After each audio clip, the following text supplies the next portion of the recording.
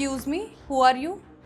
और तेरी हिम्मत कैसे हुई इस चेयर पे बैठने की? तुझे पता नहीं है ये मैनेजर चेयर है और मैं इस कंपनी की मैनेजर हूँ, तो ये मेरी चेयर है। खड़ी हो यहाँ से और निकल। मैम, आप इतनी नाराज क्यों हो रही हो? आप किसी और चेयर पर जाकर बैठ जाइए। ओ हेलो, मैं क्यों किसी और के चेयर पे जाके बैठूं? जब ये चेयर मेरी है तो मैं ही बैठूंगी ना इस पे। और मुझे तो समझ नहीं आ रहा कि तुझे इस कैबिन में एंट्री दी किसने? ओ अच्छा, तू यहाँ पे झाड़ू पोछा करने आई है। तेरी जानकारी के लिए एक बात तुझे बता दूं कि हमने मेड ऑलरेडी हायर कर ली है, तो तेरी कोई जरूरत नहीं है, तू जा सकती है यहाँ से। मैम, आप इतनी हाइपर क्यों हो रही हो? आप एक काम कीजिए, आप इस चेयर पर बैठिए, फिर मैं आपको बताती हूँ कि मैं कौन हूँ। ओ हेलो, तेरी हिम्मत कैसे हुई ये बोलने की कि मैं इस चेयर पे बैठूं? और तू होती कौन है बोलने वाली? और मैं तेरे ऑर्डर क्यों मानूं? तू कहीं की प्राइम मिनिस्टर है या इस कंपनी की बॉस है जो मैं तेरी बात मानूं? तुझे समझ नहीं आ रही है? एक बारी बोल दी मैंने कि इस चेयर से उठ तो मतलब उठ। इतनी बेशरम औरत मैंने अपने जीवन में कभी नहीं देखी। इतनी बेइज्जती होने के बाद भी इस चेयर से उठ नहीं रही है। मुझे तो ये समझ नहीं आ रहा कि तेरी हिम्मत कैसे हुई मेरे कैबिन में आने की, और वो भी ये सड़ी सी साड़ी पहन के। और तुझे शायद एक बात नहीं पता है, आज तक किसी की हिम्मत नहीं हुई कि कोई मेरे कैबिन में घुस जाए। कैबिन की तो दूर की बात, कोई मेरे से आंख मिला के बात कर ले। और तेरी इतनी हिम्मत कि मैं यहाँ पे खड़ी हूँ और तू फिर भी मेरी चेयर पे बैठ के और मुझसे ही मुंहजोरी करे जा रही है। और तू इस चेयर पे बैठ के अपने आप को कहीं की महारानी समझ रही है क्या? एक नंबर की चुड़ैल लग रही है। और तूने वो कहावत तो सुनी होगी कि लातों के भूत बातों से नहीं मानते। मुझे लगता है कि मुझे सिक्योरिटी गार्ड को भी बुलाना पड़ेगा और तुझे धक्के मार के यहाँ से निकलवाना पड़ेगा, तब जाके तू निकलेगी यहाँ से। और इस दिन के लिए पछताएगी कि तूने मेरे से पंगा क्यों लिया। देखिए मैम, आप चाहे इस ऑफिस के सिक्योरिटी गार्ड को बुलाओ या फिर इस ऑफिस के एम्प्लॉय को, किसी के अंदर भी इतनी हिम्मत नहीं है कि वो मुझे इस चेयर से उठाकर बाहर कर दे। मुझे लगता है तुझे मेरी पावर का अंदाजा नहीं है। मुझे तुझे अपनी पावर दिखानी पड़ेगी। अभी सिक्योरिटी गार्ड को बुला के तुझे धक्के मार के यहाँ से बाहर निकलवाऊंगी ना, तब तुझे पता चलेगा कि मैं कौन हूँ। और मुझे तो समझ नहीं आ रहा, जब तू झाड़ू पोछा करने के लिए तो जाके अपना बाथरूम साफ करना, यहाँ पे क्या कर रही है मेरी चेयर पे? मुझे लगता है तुझे अभिषेक ने बुलाया होगा और उसने मुझे बताया भी था कि वो एक काम वाली रखने वाला है। मुझे लगता है तू वही है। देखिए मैम, आपको कोई गलत फहमी हुई है। मैं कोई साफ सफाई करने वाली नहीं हूँ। अच्छा, साफ सफाई करने वाली नहीं है तो इस कंपनी की ऑनर है तू? देखिए मैम, इतनी देर से मैं आपसे आराम से बात कर रही हूँ और मैं भी यही चाहती हूँ कि आप मुझसे आराम से और प्यार से बात करें, लेकिन आप है मुझसे बदतमीजी पे बदतमीजी किए जा रही हैं। आप जो इतना कंपनी के ओनर के बारे में कह रही हैं, आप मुझे बताइए, कभी आप उनसे मिली हैं या कभी उनको देखा भी है आपने? ओ हेलो, तुझे पता भी है मेरी कंपनी के ऑनर कितनी बड़े लेवल पे हैं? उनके ऐसे कितने ऑफिसेज हैं और उनके पास इतना फालतू का टाइम नहीं है कि वो हर किसी से मिलती रहे। और मुझे तो ये समझ नहीं आ रहा कि तुझे इतनी क्यूरियोसिटी क्यों हो रही है ये जानने की कि हमारे कंपनी के ऑनर का नाम क्या है। तुझे इतनी चुल हो क्यों रही है? और तेरी जानकारी के लिए बता दूं कि मेरे कंपनी के ऑनर का नाम है देविका चौधरी। अच्छा, देविका चौधरी नाम है आपकी बॉस का? तू हंस क्यों रही है? तू कोई पागल वागल हो गई है क्या? मैंने कोई जोक मारा है यहाँ पे? और देख, मेरे पास इतना फालतू का टाइम नहीं है कि मैं तेरे पे वेस्ट करूँ। वैसे भी एक हफ्ते के अंदर मेरी मैम यहाँ पे विजिट करने वाली है और मेरे पास बहुत काम है और समय कम है, तो तू यहाँ से अपना बोरिया बिस्तर उठा और खड़ी और निकल यहाँ से। मुझे लगता है कि आपको बात समझ में नहीं आ रही है या आपने मेरी बात को ध्यान से नहीं सुना था। कोई बात नहीं, मैं दोबारा रिपीट कर देती हूँ कि किसी के अंदर भी इतनी हिम्मत नहीं है कि वो मुझे इस चेयर से उठा सके। अगर आपको फिर भी शक है ना, तो आप एक काम कीजिए, आप बुला के देख लीजिए। कितनी ढीठ औरत है, अभी भी बेशर्मों की तरह इस चेयर पे बैठी हुई है। देख, मेरा दिमाग पहले ही बहुत खराब है और जैसे कि मैंने तुझे बताया था कि मेरी मैडम आने वाली हैं। वो एक हफ्ते में क्या, वो आज भी विजिट कर सकते हैं, वो कभी भी आ सकती है। और उन्होंने तुझे इस चेयर पे बैठे हुए देख लिया तो मेरी क्या रेपो रह जाएगी और इस कंपनी की क्या रेपो रह जाएगी? तो तेरे लिए यही बेहतर होगा कि तू अभी के अभी इस चेयर से उठ के जा सकती है। मेरा पेशेंस लेवल टेस्ट मत कर। देखिए, आपको बैठना ही है ना, तो आप किसी और चेयर पर जाके बैठ जाइए। रही बात आपकी बॉस की, और रही बात आपकी बॉस की, जब आपकी बॉस आएंगी तो मैं उनसे खुद बात कर लूंगी, वो आपको कुछ नहीं बोलेंगी। ओ, तुझे क्या लगता है कि मेरी मैम यहाँ आके तेरे पास बैठ के और तेरे साथ मीटिंग करेंगी? तूने अपनी शक्ल देखी है गवार कहीं की?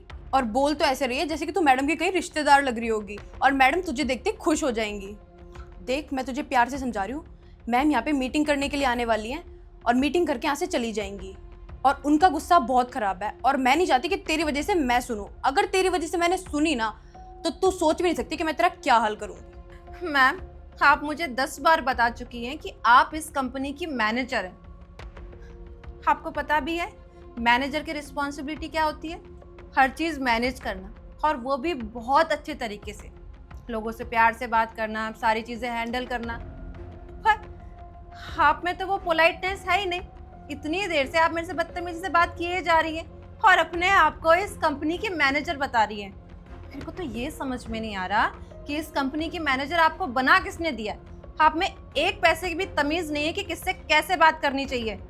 अच्छा, तो अब तू 2 कौड़ी की औरत मुझे बताएगी कि मुझे किसी से कैसे बात करनी है। देख, तूने मेरा तरीका देख लिया ना बात करने का, तो तू यूं भागेगी यहाँ से। तुझे समझ में नहीं आ रही है मेरी बात? अभी के अभी इस चेयर से खड़ी हो, नहीं तो धक्के मार के इस ऑफिस से बाहर निकलवाऊंगी मैं तुझे। मैम फाइल कंप्लीट है। तू पागल हो गया क्या? इसको मैम क्यों बोल रहा है? अरे कंपनी के ओनर को मैम नहीं बोलूंगा तो और क्या बोलूंगा? क्या? कंपनी की ओनर? हाँ, यही तो हमारी कंपनी की ओनर है, देविका चौधरी। क्या ये कंपनी की ओनर है? Ma'am I am really sorry ma'am, मेरे से बहुत बड़ी गलती हो गई, मैंने आपसे ऐसे बात करी मैम। मैम मुझे नहीं पता था कि आप कंपनी के ओनर हो, और आप आने वाली थी तो आप मुझे बता देती, मैं आज सारी अरेंजमेंट्स करवा देती आपके लिए। पहले आपने मुझे बताया भी नहीं। मैं कैसे बताती मैम, आपने मुझे मौका ही कहाँ दिया। और मैंने आपसे कहा भी था, आप एक काम कीजिए, आप इस चेयर पर बैठ जाइए, फिर मैं आपको बताती हूँ कि मैं कौन हूँ।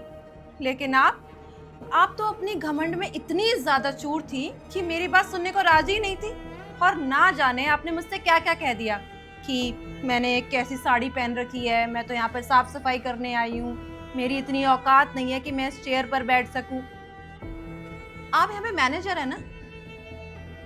एक सेकेंड, इससे पहले भी ना कई बार आपकी कंप्लेंट आई है मेरे पास कि आपकी कंपनी की जो मैनेजर है ना, किसी से भी तमीज से बात नहीं करती। पर मुझे यकीन नहीं हुआ। जब तुम फर्स्ट टाइम इंटरव्यू के लिए आई थी ना, तब तुम बहुत ज्यादा पोलाइट तरीके से बात कर रही थी, अपने आप को ऐसे प्रेजेंट कर रही थी कि तुम कभी ऊंची आवाज में बात ही नहीं कर सकती। सो मिस अर्पिता, ये तो अच्छा हुआ ना कि मैं इस ऑफिस में आपका टेस्ट लेने के लिए आ गई, अदरवाइज मुझे पता ही नहीं चलता कि आपका असली रूप क्या है। और हमारी कंपनी को जो लॉस हो रहे हैं ना, अब मुझे समझ में आया क्यों हो रहे हैं, आपकी बदतमीजी की वजह से। क्योंकि कोई क्लाइंट अगर आता भी होगा तो आप उनसे ऐसी बात करती होंगी, और आप मुझे फोन पे क्या बोलती थी कि मैम वो क्लाइंट हमारी कंपनी के लिए प्रॉफिटेबल नहीं है, कोई फायदा नहीं है, वो लोग अच्छे नहीं है, ऐसे ही सब कुछ बोला था ना तुमने मुझे। तुम्हें शर्म नहीं है ये सब करते हुए? मैंने तुम पे कितना भरोसा किया था कि तुम पीठ पीछे मेरी इस कंपनी को संभाल लोगी, तो तुम ऐसे संभाल रही हो मेरी कंपनी को? थोड़ी बहुत शर्म है कि नहीं है? मिस अर्पिता, तुम इतनी वेल एडुकेटेड हो, अच्छी फैमिली से बिलोंग करती हो, इतना घमंड किस बात का? अरे तुम भी एक इंसान हो और हम भी एक इंसान है, और किसी को भी कोई हक नहीं है कि वो उसके कपड़े देख के उसे जज करे। और तुम क्या कह रही थी कि मैंने कैसी साड़ी पहन रखी है, गवारों जैसी, मुझे कोई तरीका नहीं है, यही कुछ कह रही थी ना? So miss Arpita, let me tell you one thing, हम भारत में रहते हैं और भारत की जो सभ्यता है ना, वो साड़ी और सूट है। लेकिन तुम जैसे लोगों को तो यही लगता है कि जो छोटे कपड़े पहनते हैं, क्लब जाते हैं, पार्टी करते हैं, वही मॉडर्न है। जो साड़ी सूट पहनता है वो तो एक नंबर का गवार है। तुम जैसे लोगों को तो यही लगता है कि जो छोटे छोटे कपड़े पहनते हैं सिर्फ वही कॉर्पोरेट कंपनी में काम करने के लायक है। हम जैसे सूट साड़ी वाले लोग, हम तो गवार है ना एक नंबर के।